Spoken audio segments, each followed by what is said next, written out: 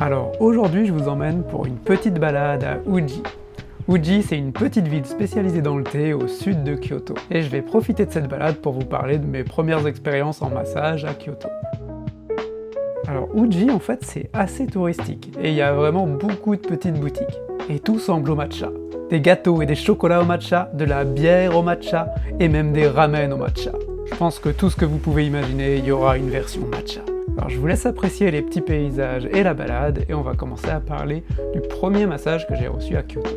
Je suis donc allé au salon Santai pour rencontrer Tomomi-san, qui a été hyper sympa. Elle propose un autre style de Sokohatsu que je voulais vraiment essayer. La Kenro est une approche japonaise qui a été créée par un moine bouddhiste dans les années 70. Il voulait trouver une méthode simple de prendre soin des corps et qui pouvait se diffuser à toute la population.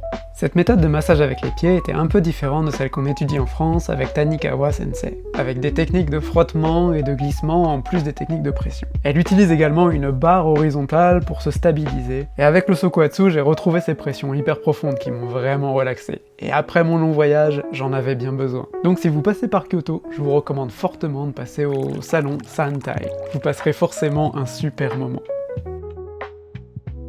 Alors sur les images du temple Byodo-in, je vais vous parler du deuxième massage. J'avais vraiment envie de faire l'expérience de recevoir un massage esthétique à la japonaise. Je suis donc allé au salon Body Kyoto pour me faire masser le visage. Et c'était hyper agréable. En fait, les pressions sont assez douces, chaleureuses, et je vais vraiment travailler d'arrache-pied pour avoir le même toucher et vous le proposer bientôt. Pendant le massage, j'ai pu beaucoup échanger avec le créateur de Body Kyoto.